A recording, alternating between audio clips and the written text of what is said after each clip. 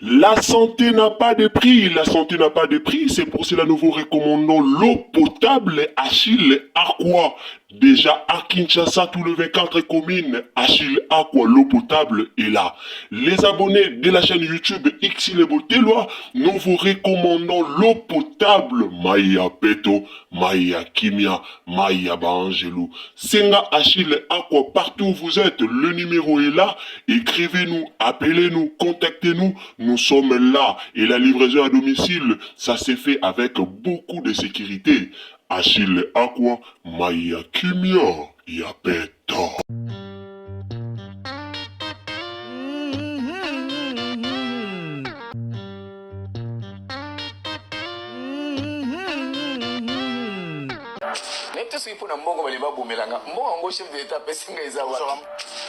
Ba audio eza tellement ebele o epesi pasi koyoka frère Patrice koloba makambo abimisi na munoko na ye et puis koyoka frère José Nzita ko expliquer makambo expliquer na munoko na ye elakisa ke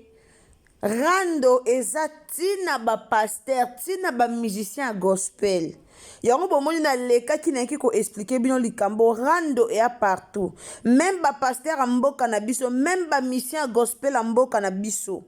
partout rando ezali toyeba te barando yango bolinga nini barando yango bolinga nini likola mbongo frère Patrice obi likola mbongo nde bolibo bomae likolo mbongo nde bolibo sala o bosali ye en tout cas pasi pe mawa bandeko nanga na otiela bino ba audio ya frère Patrice boroyoka et puis na otiela bino ba audio ya papa na biso José Nzita bokoyoka epesi pasi epesi mawa corps du Christ tozo kende wapi ba mission profane baya na barando bino pe bata ya gospel boya na barando nayebi te nzambe nde obimisa bino na poasa to bino moko nde bozomibimisa en tout cas place ana nde toyeba te bandeko na nga mwa communiqué moke mpona bato nyonso bozosala o bozosala ba oda na bino mpona maxi bien-être nayebisaki bino toza na produit na biso ya maxi bien-être o bapubi nango ezolekaka toujours chez Ursule Botelwa TV alors kisi wana ezosoulage bamaladi tout ya nzoto na biso ba maladi oyo kokaka ko satisfaire mwasi no te oyo kokaka kosala soki eloko nini te o mwasi oyo baposa nzoto esila o basi oyo bakomaka ko malili nzoto mobimba ya maxi bien-être eza wana ezosunga bato nyonso alors mpona bandeko bosalaki bacommande na bino bato boza na Afrique du Sud kala te bientôt la tozolivre bino baproduit alors ndeko oza mosika ezoloza na pays nini ezoloza na Kisasa ezoloza na Poto ezaloza na Afrique, Europe, Asie, partout. Ko hésiter te ya ko commander maxi bien-être en tout cas ezosunga na babokono nyonso. Alors bandeko nanga nazotiela bino numéro na biso d'ailleurs ezawana d'ailleurs na ba publicité o bozolanda ya maxi bien-être ba numéro na biso pe ezawana benga biso pona opasser ba commande na yo okozala décide rester branché au mona pe pub wana ekoleka awana Ursule Botelwa TV. Donc, bon, continuez vraiment que ça, la commande na bino, bientôt là, bozozwa ba livraison na bino. Tozonga na likamba frère Patrice, bandeko. Nati ngana loba avec nga boyebi ngana yaka na ba preuve na lingana zo loba noti la bino ba preuve bino moko bozo yoka na minoro na bino avant to kota na masolo mususu. D'ailleurs na pesi na numbote na bandeko bolanda biso bo comprendre biso to bandeka directement sans mbote bino mo boyebi Ursule Botelwa TV soki déjà commis monter soki déjà commis monter akipara même pas kopesa batumbote mbote na bino bandeko bolanda biso mbote sika nyonso bozali bino bato bolanda Ursule Botelwa TV ba o bolingara biso ba o bo commentaka to pe bo emaka ba vidéo na biso ba o bo sala vraiment ba partage mbote na bino esika bozali nzamba lola a pambola bino bandeko nanga likambo to nango en tout cas epesi pasi ngana yaka na likambo so na moni esali pasi esali vraiment kitoko te yango na yaka nango liboso na bino likambo na eli bino ezali likambo moko ya pasi esali pasi pe esali soni esali pasi pe esali soni vraiment na musique gospel soni vraiment boye bokoteya bato nini po bino boza bato moko il faut boteyaka biso bino boza bato moko il faut boteyaka pena population il faut boteyaka penza bato basalaka bamusique profane babundaka pampamba oyo baswanaka pampamba bino nde faut boteyaka bango me kokamwa na musique gospel bango pe bazwi na bango alire ya makambo bango ya biswana bango pe bazwi na bango alire ya makambo bango ya mabe bango pe bazwi na bango alire ya makambo bango ya kobomana eza pasi pe mawa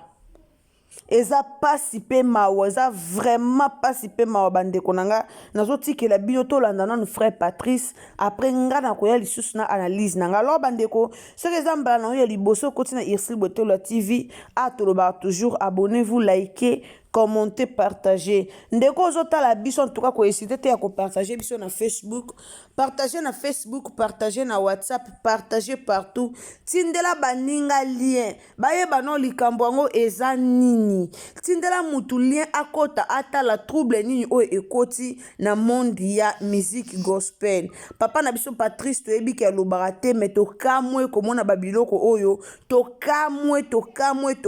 tokasutunga ekamusinga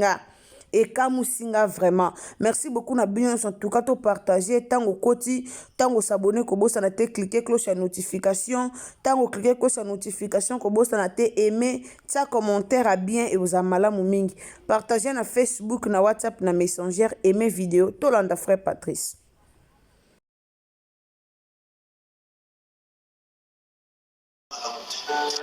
tosangana ensemble bato bamona biso kaka moko ndenge tozalaka ekopesa biso force makasi koloba ete papa Patrice koloba ete koboma te mosala nzambe apoke tonga susu mosala kaka ya nzambe place mosusu te naza susu na un mot à dire te na AMCC natikeli bango yango oya na biso na télévision oyo eza juste po te biso ake atikaki te ezongi pete oui il faut remise et reprise et ça mais quand même sokolingo tika reconnaître quand même tika pouvoir na moi taki pesa bango eloko na bango ntango olobaki bokomona te ke ndenge eza na bato bazokufa na bamort subite bato bakokufa na bacrise cardiaque tozobanga te kokosimba mpe mikanda ngo boye okwei nango na se baloko tiango mpa voisin moko boye oke bandeko tobanga nzambe ko pourquoi tobebisa eloko oyo esongi biso tokoma oyo tozali pourquoi tobebisa yango on peut faire des choses comme des bons chrétiens comme de bons pasteurs créer eloko moko déjà oyo eza na kombo nango maintenant il veut faire venir l'assemblée générale po ntango bakosungola ampesese bakritiki yango maintenant baprésente bato nyonso eloko na bango ya sika po dike nous sommes plus là mais tokomi awa esanza kodécouragé oyo baza na posa kosala association mosala monsieur chrétien moi je le décourage batika papa Patrice mon bien-aimé franchement aide à cette culture de l'unité de l'amour ça va nous remonter et nous agrandir encore tozala kaka lisanga moko mpona bablishe nyonso ça vaut pas la peine bato bameka esimba te mais AMCC eza kaka wana yango moto esimba nazoka mpasi mingi ata soki bokosala mosusu mais na position tokokendela oyo esi eza malamu te tosangana ensemble bato bamona biso bando na nga naotiela bino audio ya frère Patrice audio ya papa Patrice naotiela bino yango boyoka pe réaction na ye ndenge alobi nasi boyebi ke bamisien chrétien bazalaka na association moko be babenga yango AMCC soki papa Patrice azalaka chef na association wana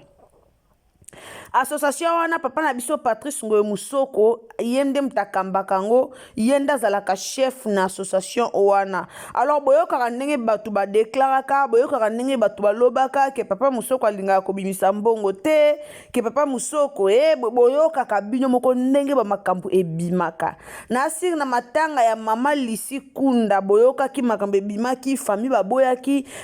papa Musoko azwa makambo matanga wana mais famille baboyaki pona ba raison ebele bele o famille epesaki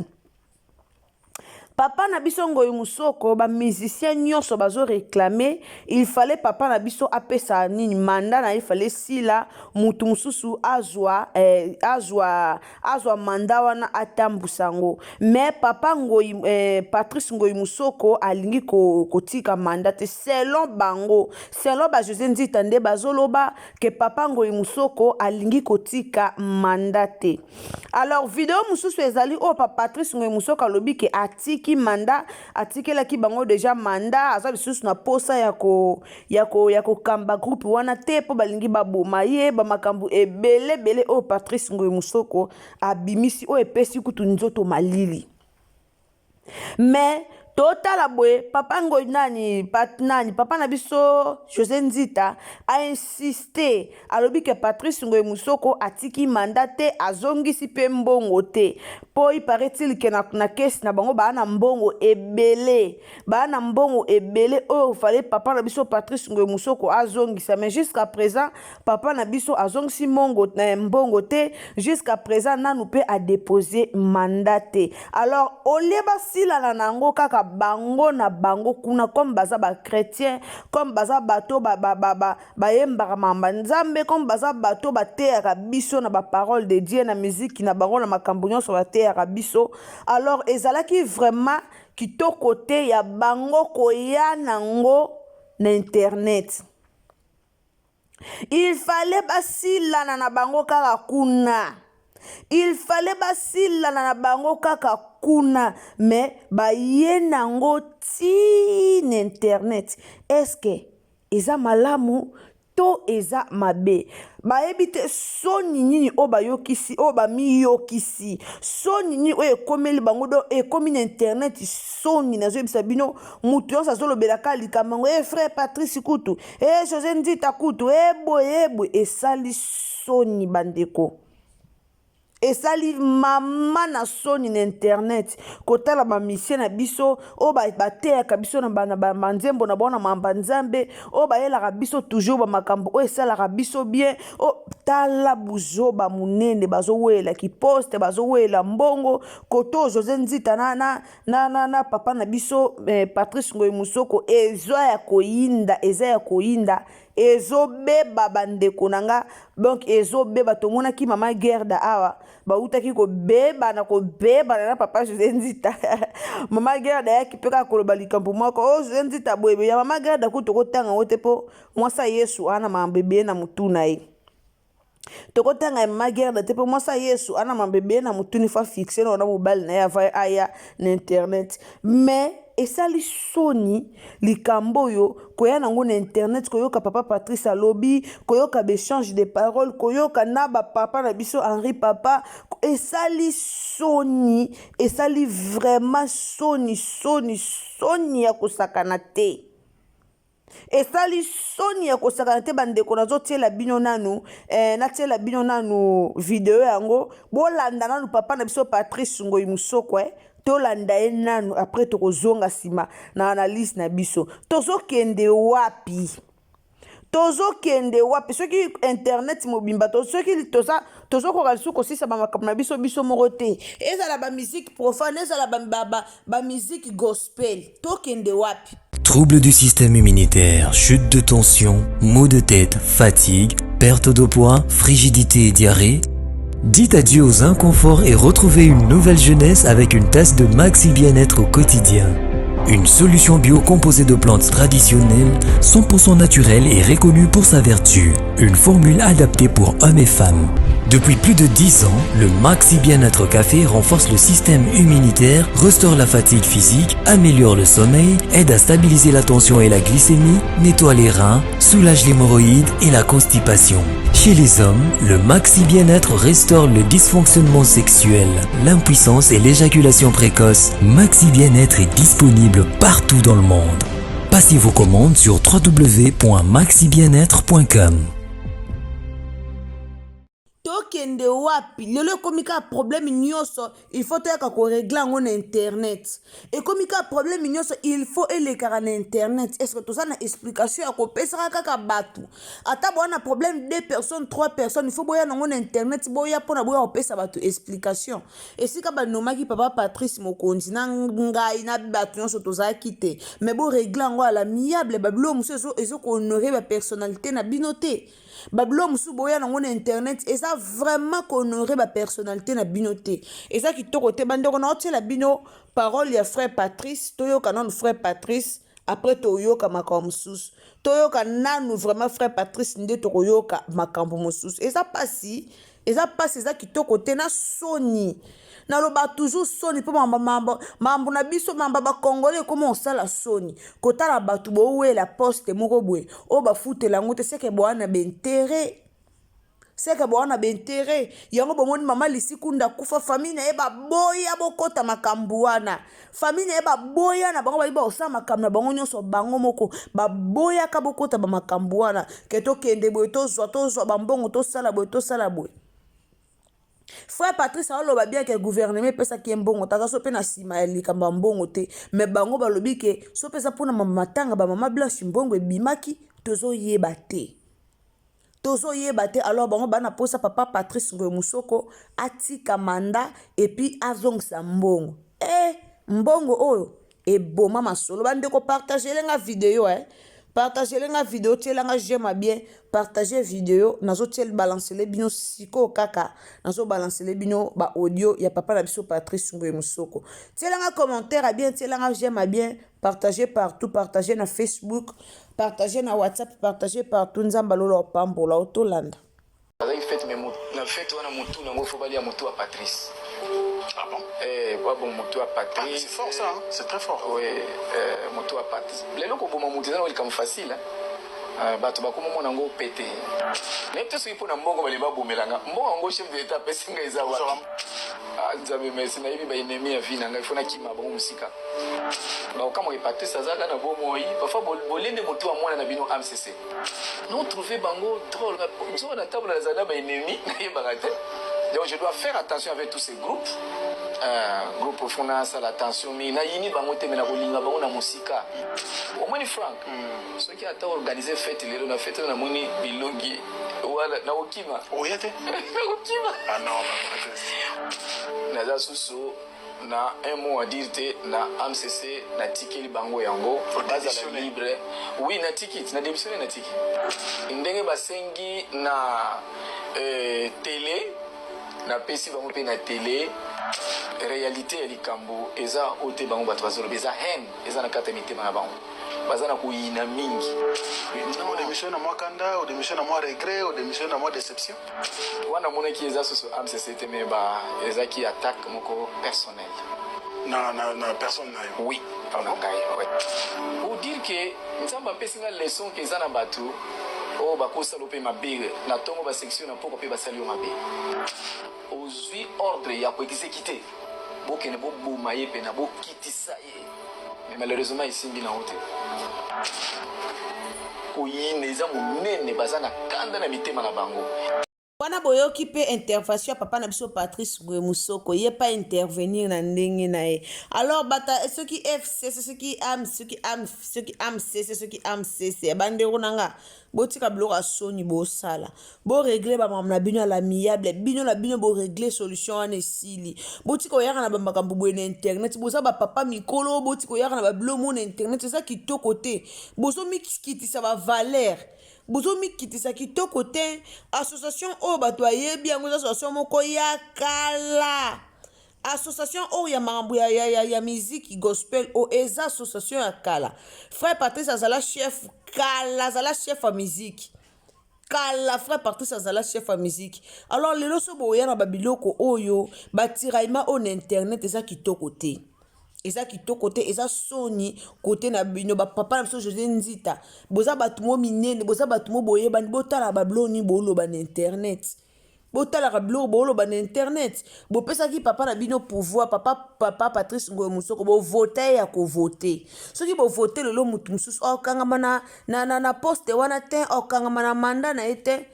Joseph Kabila kutu mande sila longwa Faci Beto akota et bon kaka papa so Patrice ne mande sila te o kanga mana mandate bokende boluka ye siko mabe ya ba musicien na biso ezalani bakoka kokende ko ba musicien ka tena loba mabe na biso ba congolais ezalani o na problème na mutu moko kokome pa na ete ozoya na ngoka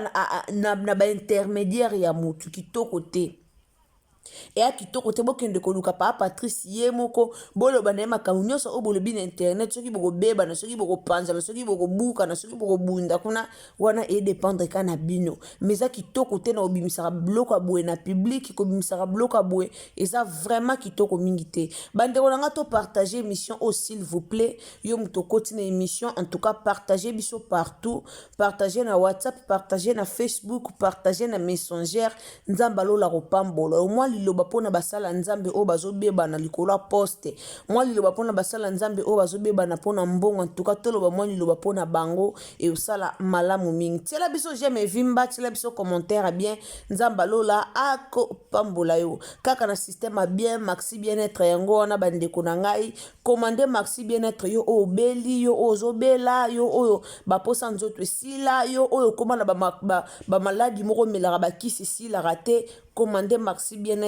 tozawana pour na bino livraison eza partout na monde mobimba alors kaka na carton na mukie maladi no nyonso eko sila bano na nganga na bino tokutani à la prochaine occasion soki Yesu Masia azongite bisous bye. Troubles du système immunitaire, chute de tension, maux de tête, fatigue, perte de poids, frigidité et diarrhée.